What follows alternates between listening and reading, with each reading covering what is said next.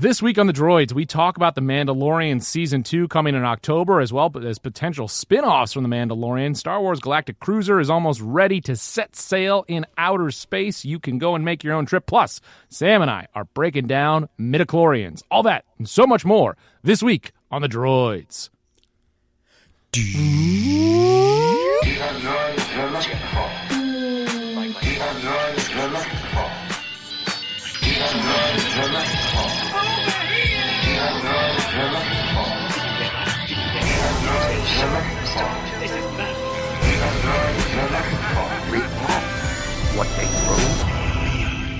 Welcome back to The Droids You're Looking For, a Star Wars podcast. Alongside Sam, I am Mike, and Sam, here we are again. The buttoned-up boys, focused. We've got a quick, tight pod. We're getting through all the information, having a great conversation.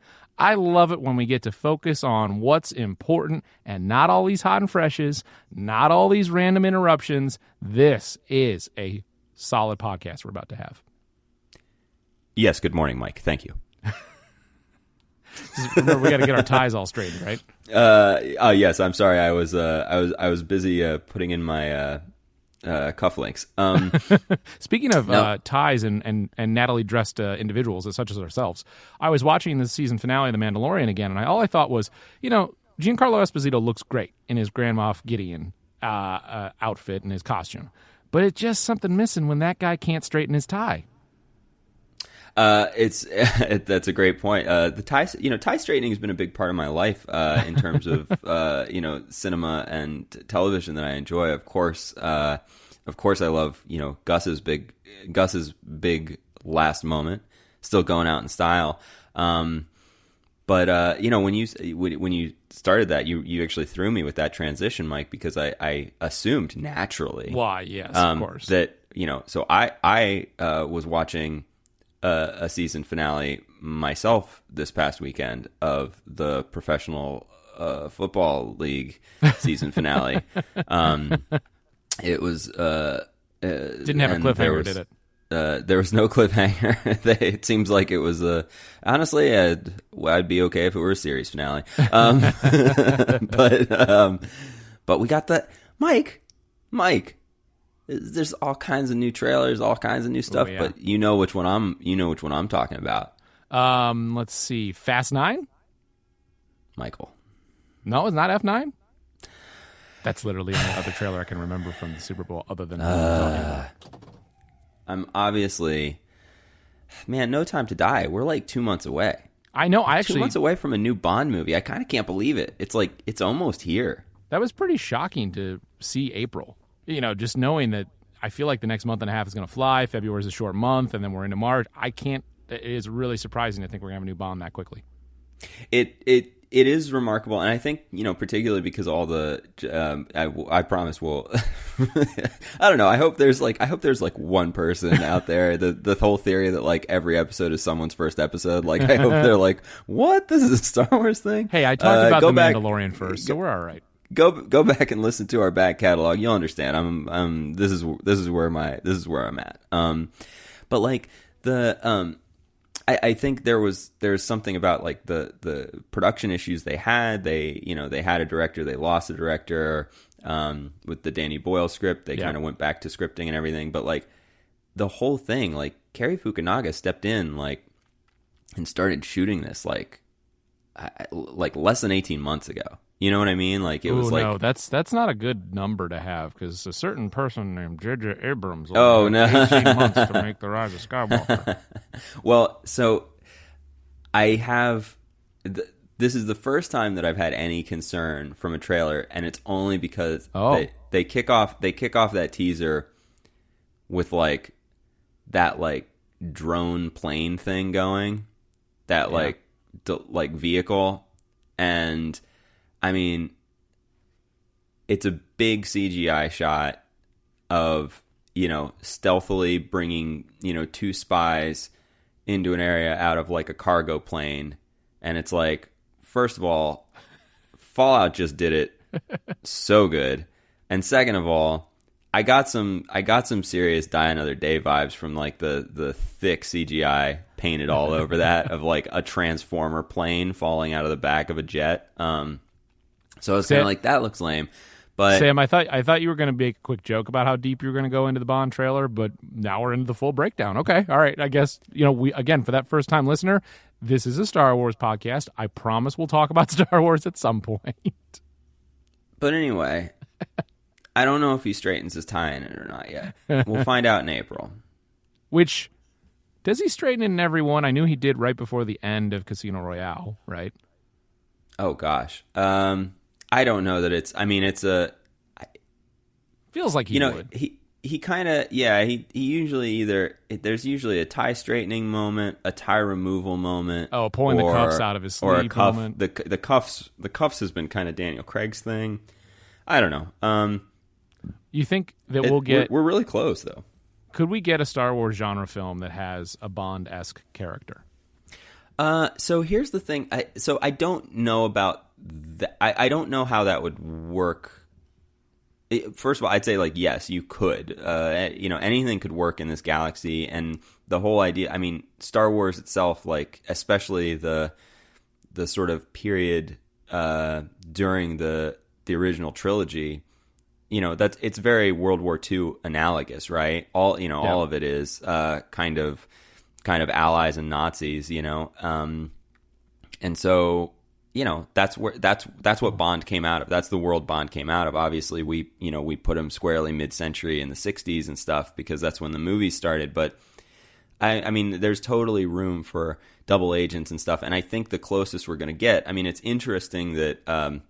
Like Tony Gilroy is going to be doing the the what's his name series, the Diego Luna, Cassian Andor, thank you, spy series, Diego Luna's, because that to me is like ripe for this. Now I don't think he's going to be Bond, but like Tony Gilroy did, Bourne, and he just had that movie Beirut. Like I think there's going to be some strong espionage sort of spy thriller vibes to that show.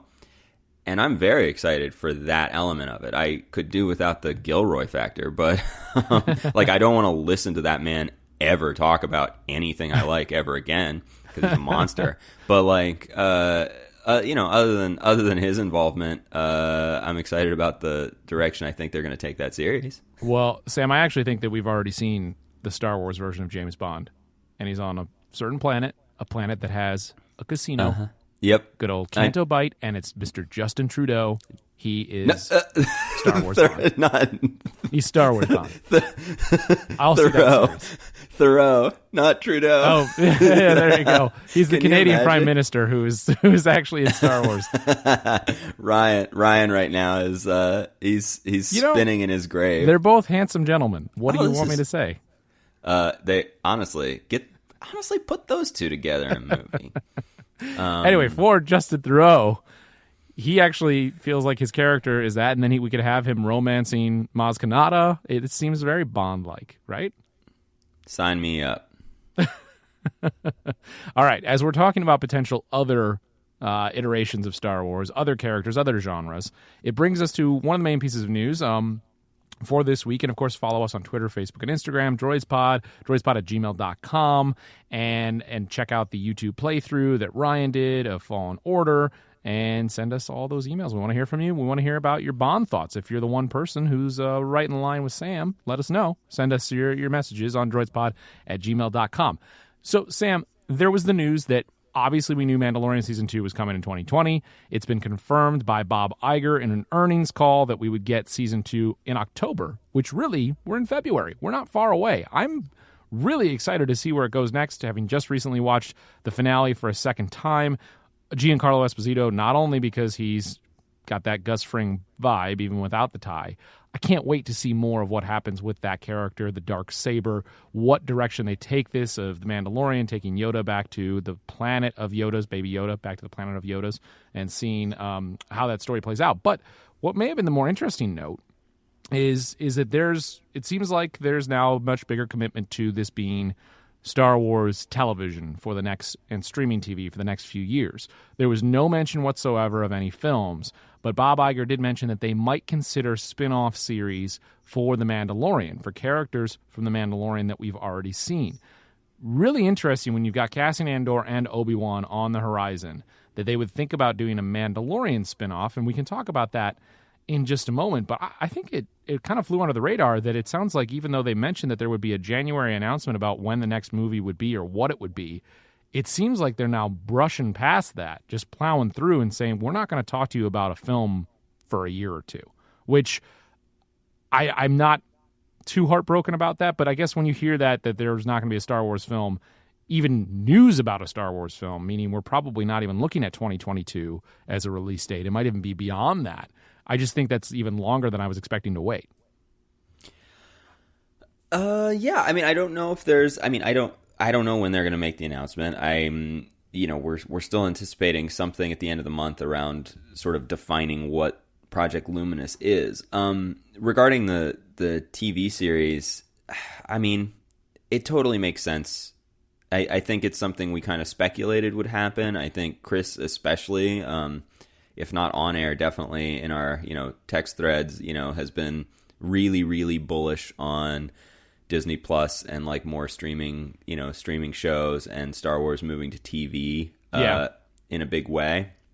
And it's like, you have to, if you think about it from Iger's perspective, I mean, it's such a win. They got a huge number of signups, a huge influx of cash, and The Mandalorian and Baby Yoda specifically were like universally praised and like went viral. It was definitely shocked. The most positive thing, like positive experience Star Wars fans had across the board, and like Star Wars fans pretty much agree on it.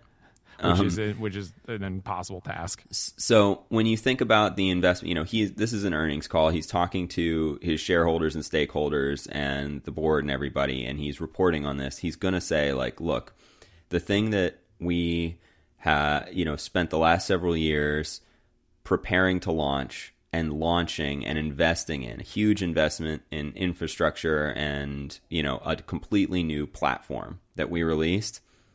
Like, this is his opportunity to say it was hugely worth it. It was hugely successful, and we are gonna ring it for all it's worth over the next couple of years. So it makes total sense that his focus would be there, especially when you look at, I mean, The Rise of Skywalker is like the weakest performing of the sequel trilogy, and like by like a significant enough margin that it's like. You can't help but think that Iger and Disney and the shareholders have to be rethinking, like, well, where did it go wrong? What did we do wrong with this? Obviously, I don't think they're going to abandon features entirely, but to sort of backburner them, these are business decisions, not artistic decisions. Well, and we've talked about that, but that's still something that surprises me because even though the third one underperformed, I mean, I feel like they could get a writer who could say, okay, and director, give me 3 years, I'll get you a good movie. And most likely they could. I want to see them go back to James Mangold, to be honest with you. I would love to see, not necessarily the Boba Fett film from James Mangold, but him direct a Star Wars movie. I would be thrilled about that. Oh, yeah. I mean... Yeah, he'd be great. I don't know that he'd do it right now. You know what I mean? Yeah. Like if you consider the fact that he was attached and announced for a Boba Fett movie, yep, which got like sidelined and kind of axed in favor of then Favreau gets to do a Mandalorian TV series. If I'm Mangold, I'm like screw you guys, I'm taking my ball and going home. Like why would you play with them? Officially announced? I think is the question I have, because I think it was all like the Hollywood Reporter said, yes, it's happening. There was no Lucasfilm stepping I don't out. think Disney ever, I think you're right. Yeah. Which I think is intriguing in its own because, some of these, even right now, there was concern that Obi-Wan, which has been announced and had Ewan McGregor on stage, could have been canceled, but it's just delayed or being rewritten. But to go back to what was brought up by Iger, they haven't delayed at present. They haven't delayed the release of the show yet, right? Like it's technically not, because still saying it's 2021. We didn't know official date or anything. Yeah, yeah. But I want to go back to what Iger was saying. Can you think of a character from The Mandalorian that you would want a spinoff on? I mean, it's maybe Cara Dune. I don't think anybody wants the Grief Karga spinoff. Let's just be honest, because I'll get my hackles out, and you will see that I am alive too. I got one word for you, Mike. Cannavale. I knew you were gonna do it. I knew it. I can't even remember the character's name. I know. I don't remember the character's name. I was trying to think of it. I don't. You know what? And sadly, I don't remember the character's name that Ming-Na played. And that. Oh wait, with Fennec. That was Fennec. Fennec Shan. It was Fennec. Yeah, Fennec Shan. We got so little of her. That's the one character other than Cara Dune that I'm like, okay, well maybe that's a spinoff, but I don't really know anything about her to get me excited if they were to announce that as a spinoff. I'm surprised that they would even say that because there's just not a character. Like, I get is it. The Quill? I know what's happening Is here. Is it the Quill spinoff? No, I know what's happening. Favreau's looking to do. He wants to just do a series with Bill Burr. No, it's gonna be the, I don't know, that ragtag group of jerks in space.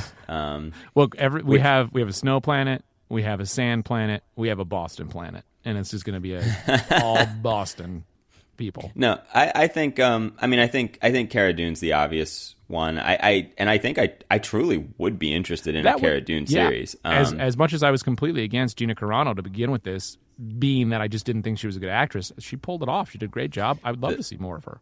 Like bringing her in, and I mean it's potentially interesting. The idea, I mean, I think I want Cara Dune and Greef Karga to continue on in the Mandalorian story. I think I want that core threesome/foursome, if you count Baby Yoda, to be the center of, the protagonistic center of our show. Yeah. I mean, they could ostensibly they could split those off into two series, and there could be the Greef and Cara series where she's kind of bounty hunting for him, and the Mandalorian becomes a separate thing altogether. I kind of doubt they'd do that. Well, it does feel like the Mandalorian is about to go. They did set it up as he was going on a solo mission with Baby Yoda. But it's not hard to bring them back together, obviously. Look, Cara Dune also represents, she's really popular, from the series. Gina Carano, I think, is someone the fans really responded to and like. I think she's charismatic and down to do more in this world. I think, she would jump at the chance to have her own series. And I think Star Wars needs a show about and with more women. Oh, wait, are you trying to say that Star Wars fans are going to be totally on board with that and have no complaints whatsoever? You're talking about that there's not going to be a faction of the Star Wars fan base that is going to be terrible with another female lead? I think when it's coded, I think the way she's coded is a quote, badass,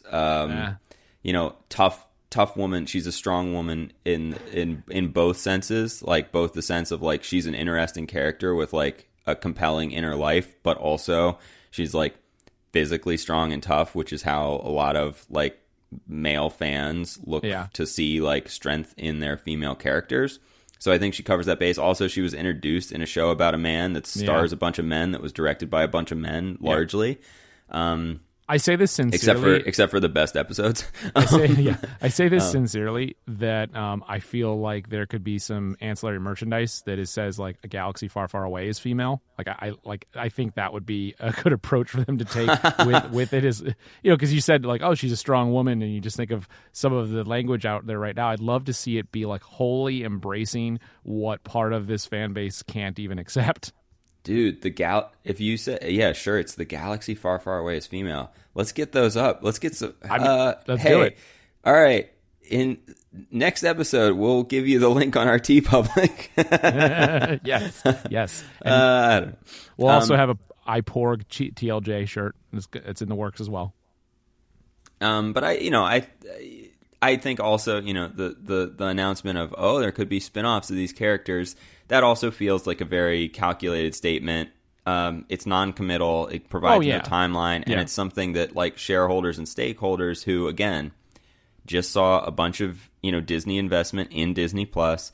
They just saw really mixed and confusing reporting on The Rise of Skywalker. It didn't do as well. It's all this stuff. Well, you've got this hit that everybody seems to love. Oh yeah, we might spin off a few more characters. Buffy style. We might have a whole franchise around it. And it's they're gonna love that. Of course, that's what you want to tell the people who are looking to make money off it. Yeah.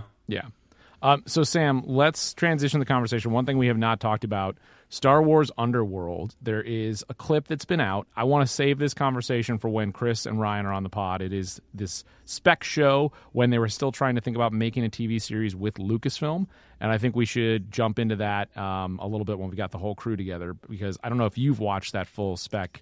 I've watched all of it. But let's save that for the full gambit of everyone back together before we continue on this conversation about the Midichlorians. Yes, but spoiler, I loved it.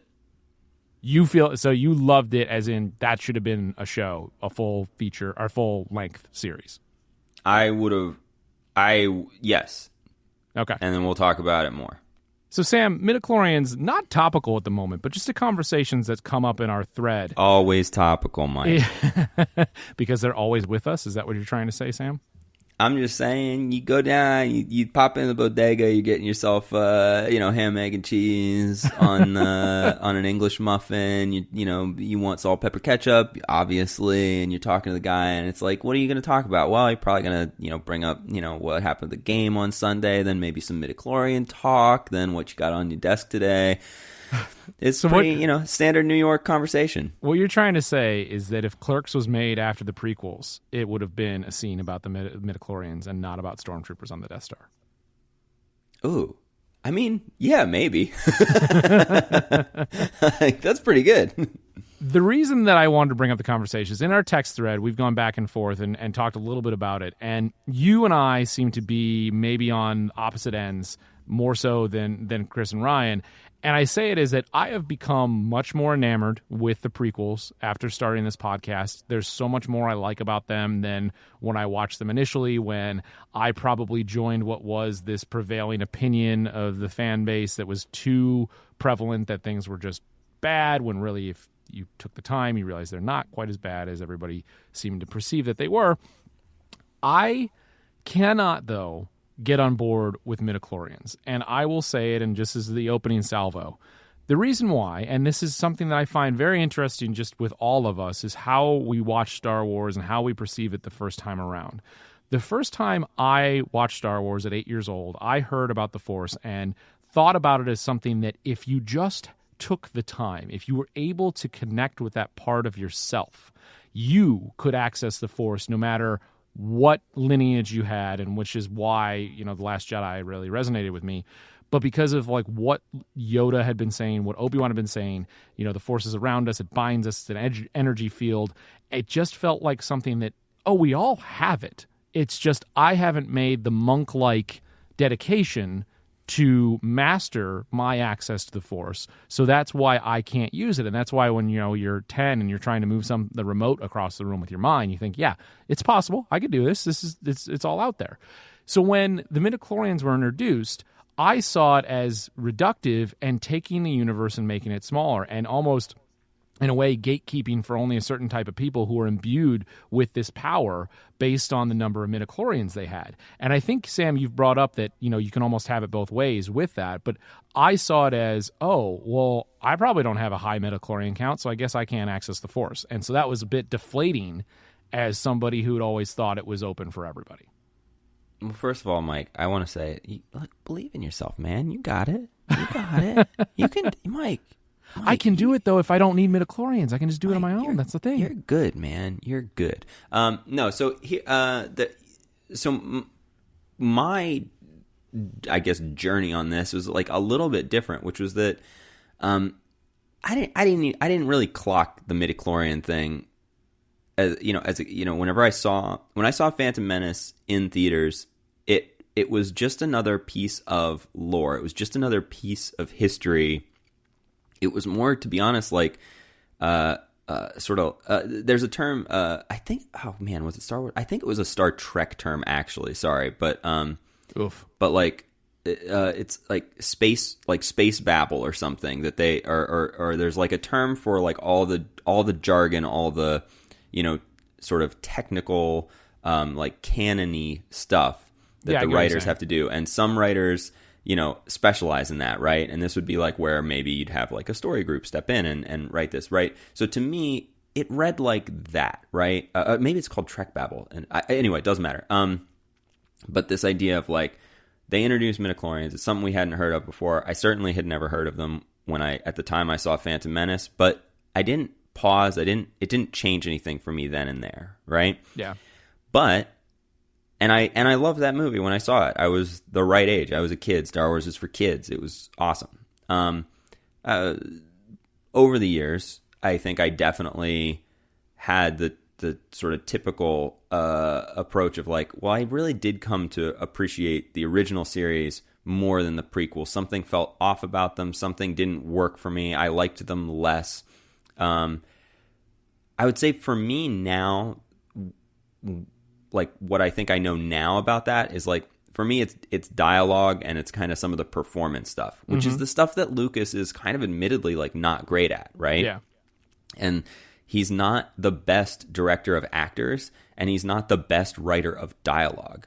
But if you remove that stuff, the prequels are super awesome, and I've now come out the other side of appreciating them more. But in that middle ground, whenever I had some of my like difficulties loving the prequels, something that happened is like when you don't respond to something as well, it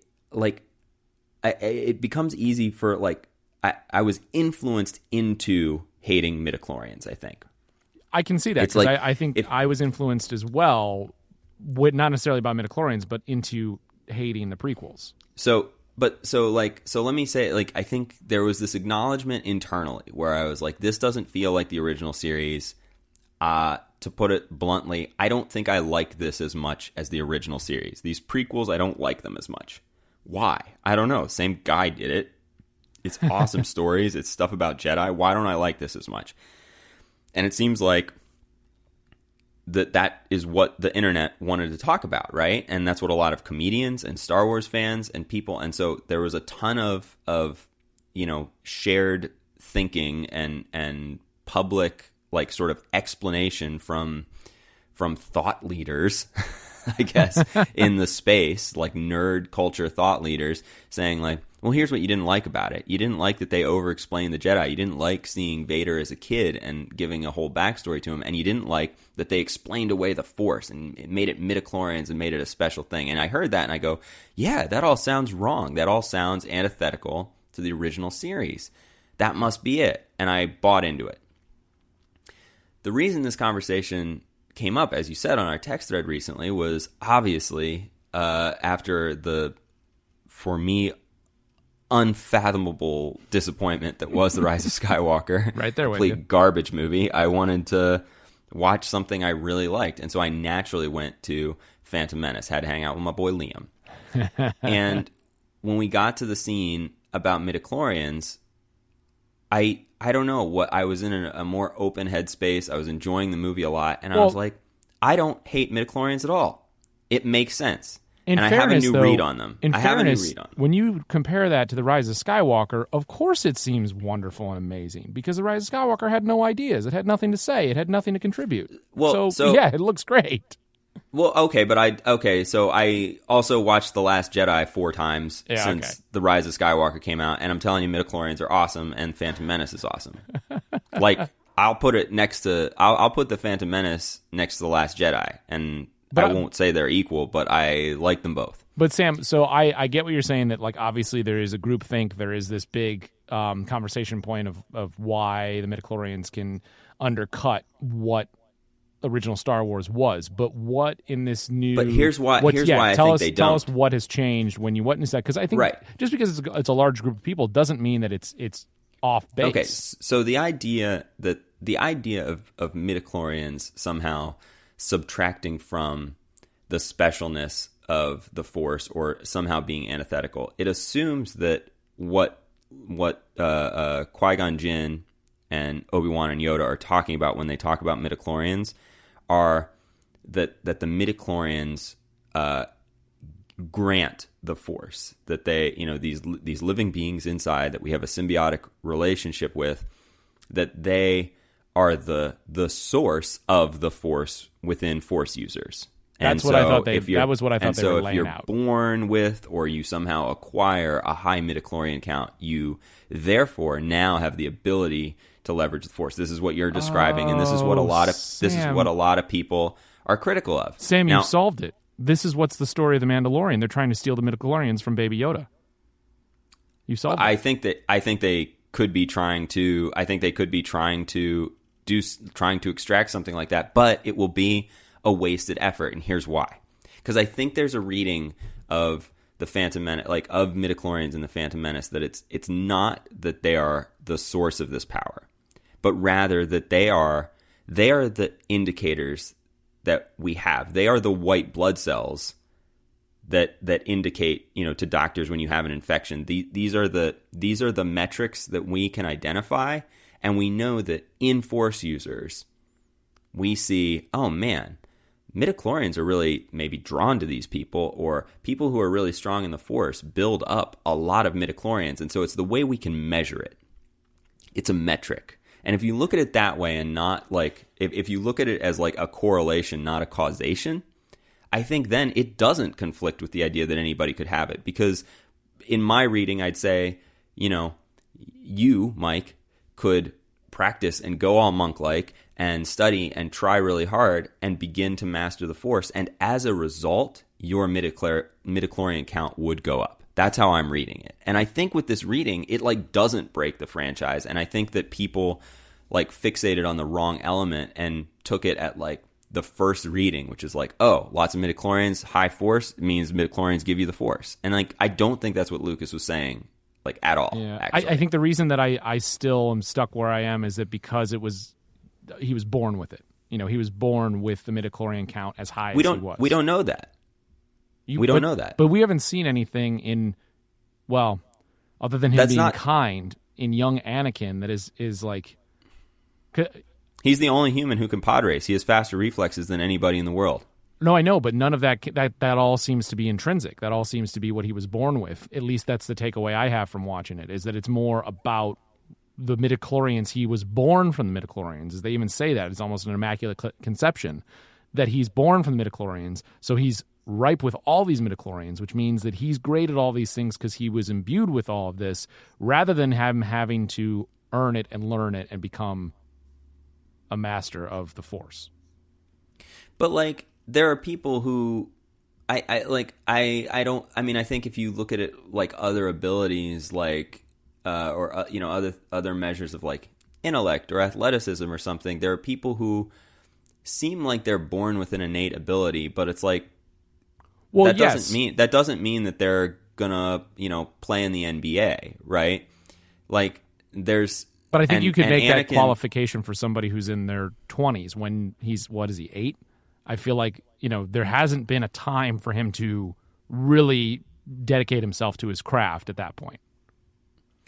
I think you're presenting like a valid case, like sort of against my reading. Like he is sort of too young to have like mastered the Force and therefore like built up midichlorians. But it's like, so even if he was born of the Force itself, or if he was born with Force powers, he shouldn't have more midichlorian count than Master Yoda. Which is what the dialogue had. I don't know that oh right, yeah, even Master Yoda is a little bit. That was a really good Ewan. But I'm trying to like think through it, because I still think my reading works, right, which is that Anakin, conceived by the Force to represent balance, or to like bring balance because things were so out of whack, would by virtue of being someone strong in the Force would develop, again, I'm just like, it would develop a lot of midichlorians.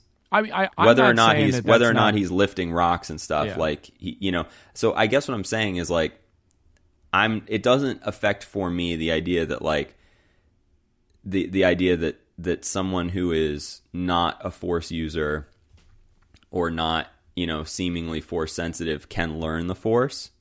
Yep. Yeah, I think, but like the movies themselves, even like more subtly, kind of deal in that. Whenever you look at people like Chirrut Imwe or something, who it's like, what's his deal? Is he actually tapping into the Force? Is he not? Is he just a believer, an acolyte? Well, like he's being a guardian of the wills and a protector of the wills. It seems like he had that monk-like dedication. Yeah, but But he's not a Jedi. No. Why not? Well, because no, that's a good point. I mean, I think you could say, you know what I mean? Like, he dedicated himself. So it's like there's other places in the movie that seem to say, like, actually, though, if you think about it, some people are able to do this and some aren't. But I don't know, the whole idea of like I guess what I'm getting at, sorry, just like in terms of like the specific criticism of like, oh, midichlorians were a bad idea and they like ruined, quote unquote, ruined the Force, or like, we're a bad direction to take that, or they explained away the Force in a bad way. I'm like, I don't think they did. I guess is like I'm defending them as a choice because I think they're interesting, and I don't actually think people have read that correctly. And I think I'm pretty much in the same place I was already. I can respect where you're coming from, Sam, because I think I can understand the reading. I just like, it's still not a reading that I can have. Sure. And so I don't think that makes either one of us right or wrong. It's obviously everybody has their own different interpretation when you watch a film. But for me, I still just think of the magic of believing that anybody could have it without any other caveats. And I know it doesn't feel that way from when you're watching the film, which is fine. That's just where I end up with it. But going back to the Chirrut comment, I think the only reason that he is not a Jedi is because he chose to be a protector of the wills and doesn't have a lightsaber. Everything that he can do is Jedi-esque. He can do basically all the stuff that a powerful Force user can do. He's just not in the Jedi Order. Well, we never see him move anything, right? Oh no, he moves this. Doesn't he move a switch from across? And doesn't he shoots down one of the TIE fighters with his blaster bow? He does shoot down. He does like a no-look shot, which, I mean, no-look is, I guess, the character's blind, so yeah, I guess he's kind of like every shot's a no-look shot. Oh, boy. But I think that's fair. I don't think that was, I didn't say that like as a put down. No, I know. I didn't think you did. But he does do that, which is, but like I'm talking about, he doesn't move a switch, does he? I don't think so. I guess, you know what? No, he has to walk all the way to the switch. But he uses the Force to, speak about the Force is with me, to have the blasters not hit him. I don't know. We also know that like stormtroopers can't hit the broadside of a barn. So what you're saying is that dramatic moment of the Force, I'm one with the Force is with me. It didn't matter that he was doing that. The stormtroopers just couldn't hit him. Well, I'm saying that it's like, if we take it out of the context of Star Wars, if we put it in, if we make this a World War II movie and we see a soldier walk across, a sort of like field of fire, where there's a crossfire, saying, using a whatever is God, Christian God or something, Well, I'm with the Lord, the Lord's with me or whatever, and he doesn't get hit by bullets. Like, are we saying like, oh man, he actually is an apostle or whatever that would be? You read it as like, okay, somehow his faith, like the movie in that case would be saying like, maybe his faith is protecting him. Maybe he's incredibly lucky, but whatever it is, it's this hopeful catharsis of like a miracle of survival, right? And like, that's what they're doing in Rogue One. They're not, I think they're intentionally not showing you if the Force truly is like, they don't have any of the like laser blasts or blaster bolts. They don't have any of the blaster bolts like curve around him, right? No, yeah. They're not saying like he's actually protected by the Force. It's left to interpretation. So yeah, is he actually tapping into it? Maybe. But like, this is a guy who's dedicated his whole life to this, and the best he can do after a lifetime of dedication to the wills and to the Force is to like muster enough that like the aim is off enough for him to get to a switch. But like, he can't pull a Kylo Ren and stop a blaster bolt midair. He can't, Look, let's be honest. What I mean? Let's be honest, though, is like even people who do dedicate a lifetime to something don't end up becoming a master of it. What I'm saying is I need to know his midichlorian count for this conversation to have any, like, when they do the augmented reality of Star Wars and you can see every character, it'll pop up with midichlorian count per character. Oh, the little like nuclear blast looking graphic. which by the way, so wait, do we know, is the midichlorian count then incredibly high in Sith Lords? Because I guess it is. If Anakin had a high midichlorian count, does it become a negative midichlorian count because he's got evil midichlorians? And I don't, I'm just spitballing there. But going back to one thing that you had just said, obviously there is that kind of Christianity moment in Rogue One, and the faith in God can keep you safe. And it reminds me of Saving Private Ryan, where they have the scene with the priest who's going from dying soldier to dying soldier and somehow missing all of the explosions that are coming for him. And they're just like, oh, you see that? How did that happen? But one of the other reasons why I sort of rejected the Midichlorians is that idea of this immaculate conception, because that plus the chosen one plus the scene where Shmi's like, there was no father, is like, oh, do we really need another Christianity Jesus parable? Like, can we have Star Wars be its own thing? I don't want it to be connected to religion. I kind of don't either. But when you look at, I mean, it fits with what Lucas was doing. I mean, Lucas was playing with the idea of the monomyth, and what he did with the original, what he did with the original trilogy was he gave us, a hero's journey where, a small boy, took on gods and became powerful and became, a hero of myth himself, right? And so, but when you're diving in further, it's like if you look at the stories that Lucas was fascinated by and the stories that have been told across, across cultures for generations and generations, it's like, but none of us are worshiping at the Church of Zeus. Zeus came and but so what? Like what he's doing is he's like the reason part of the reason it resonates is because he's literally lifting from. Oh yeah, he's basically, it's like the idea of like you steal from the best, right? He's like stealing from the most popular, most retold stories of all time. Which, when you look at it, it's like, what's been the most captivating story of all time? It's like all the like religions of the world, right? Because you have people extremely faithful to them and dedicated. So this is like a morality tale that's structured like a religious fable or myth, and that like so the whole, I think it could have been interesting if we saw, Anakin have a more directly like related to Luke's story, if Anakin didn't, like, if he came from nowhere but not like literally nowhere, I don't know, maybe, but look, the only religion I want in my Star Wars is the religion of the Jedi, and that's, I guess, I understand what you're saying, because pulling from what is one of the most received stories that has changed so many people's lives is worth doing. But best-selling book of all time. Yeah, I have a little book for you I want you to read. It's called The Journal of the Wills. But it's just, I think at that time and even still now, I'm like, I've heard about this enough. I don't need that again. Immaculate Conception. Do we really need to have a sermon at some church about how Star Wars is where you can find the story of Jesus told again? I mean, I don't want that.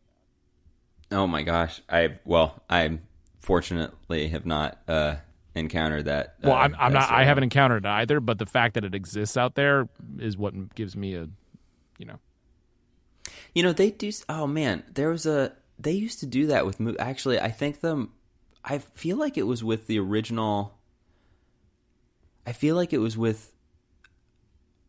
Oh man, was it as recent as Man of Steel, or was it the original Superman? There was at some point, their marketing departments actually, like, this is a thing that like Hollywood marketing departments would reach out to like local churches and church organizations and suggest like homilies and parables of like how you could how the story of Superman like related to like Moses and Jesus and like could be tied in. And it was like an active like actual marketing campaign to get like pastors and priests and people like men of the cloth to actually like preach about and market the movie. And it was like, I read about it. It was like, it was a working campaign. Isn't that crazy? Genius. It clearly influenced tons of people. And now you've got a lot of people who have Superman at the top of their altars in their homes. Oh man! Now I'm picturing that photo of you and McGregor. that meme of whatever, exactly, grandma has. Yeah. Well, no, I mean, look, I mean this is I mean, this I feel like is a topic for a full episode of like if we weren't too scared. I don't know if we actually want to ever get into like, Star Wars as a religious text and like Star Wars as it relates to like all religion and where its source, or if we want to get into the idea of like, well, what exactly is the Jedi Order? They're an order of knights. They're also a religious order. They're also like kind of vaguely like just spirituals, like nature lovers. Like where do they fall? They're kind of, and they're also samurai. Like no, we've kind of only scratched the surface. Clearly, there are several and many, many, many other religious allusions in Star Wars, in terms of actual religions throughout our real world, not just ones that are created within the world of Star Wars. What I'm glad is that we can all agree, you and me, all of our listeners, everybody agrees that the Midichlorians were a good idea. They were good for Star Wars. They strengthened the story. Sam, if you can because find you just have to look at them as a metric for an indicator, a leading indicator of someone's facility with the Force. We've got 3 things that we have to go and do after this podcast. Number 1, Galaxy Far, Far Away is female. Number 2, iPork TLJ shirt. And number 3, a BuzzFeed-style quiz that tells you your midichlorian count. Ooh, that's fun. And I'm like, that's fun. Now that you've convinced me, which you hasn't, I'll get that midichlorian count tattooed right on my forehead. You're gonna go. You're gonna go post midichlorian style. Yeah, what post midichlorian, post Malone, post Malone joke. I get where you're going. Actually, I don't know if our digits in Arabesh, are they different than digits in our typical text? Like, what is an Arabesh digit? So if I have my midichlorian count tattooed in Arabesh, because if I just had on my forehead 127, it'd be like, what is this guy doing? Why is that? But if it's an Arabesh, then it's like, clearly this was a Star Wars thing. Well, I'm gonna say, like, look, I know we all have our Mickey Mouse tattoos. Mickey Mouse Mando tattoos. And I think that was definitely a good idea. I would say, like, before you get a forehead tattoo, Mike, like, think it over, Like, wait to see how Chris's comes out. and then, see if you feel like you want to do that. Because that's a big choice, Face tattoos are a decision. You've made it clear that midichlorians are my new religion, so why wouldn't I do that? Well, send us your thoughts, droidspod@gmail.com, tweet us, let us know what you think of the midichlorians. Has your opinion of them changed over the years? Did you have an initial reaction? And Sam, I still stand by. I think what first drew it to my attention was that wide reaction, but the more that I've thought about it is more of that personal reaction of what I thought the Force was when I was a kid. And so that's sort of why, despite it being this widely held opinion, I take it more to this personal level of what is off-putting for me. But let us know your thoughts on the midichlorians. Send us droidspod@gmail.com, Twitter droidspod, Facebook droids podcast, Instagram droidspod. We want to know where would you get your midichlorians tattoo? Would it be on your face? I just want to know, like, where do you come down on midichlorians? Like, yeah. I'm selfishly, like, personally curious, like, does this kind of new reading that I have, does it hold water? Does it make sense to you? Does it change anything for you if you've heard it? Or are you like, no, Sam, like, that's good for you, that's nice headcanon, but you're crazy, it doesn't work? Well, I tip my cat to you, and I say, that's good headcanon, but you know what? I have my own headcanon. You have to respect that everybody has their own different interpretations, and I don't know, it's to say that, I don't want to say that making an argument can't change someone's mind, but I feel like in this instance, it's especially with fiction, we're all going to interpret things our own way. Yeah, I guess I just want to, like, I guess what I'm getting at is, like, I just, like, who's right? Just, like, tweet at us, like, let's take a poll though. I want to poll. Actually, you know what? We'll do a Twitter poll. Tweet like team Mike, team Sam, or team Edward. Like, who's going to be the new Batman? Oh, got it in. Okay. I'm glad you did, Sam. Well, on that note, yes, please do let us know your thoughts on the midichlorians. We would love to hear from you. We'll take a straw poll, and then we'll use that. We'll also get Ryan and Chris's thoughts on the next edition of the pod. This has been the Droids You're Looking For, a Star Wars podcast. Join us next time where we're going to dive even deeper on religion in Star Wars. Well, maybe not right away. We'll do it one day. This has been the Droids You're Looking For. Chris is sweating bullets right now as soon as he hears this. What they throw. Boring conversation. Anyway, you boys want to go to Galactic Space Cruiser? Wait, I forgot to mention that, didn't I? Oh well.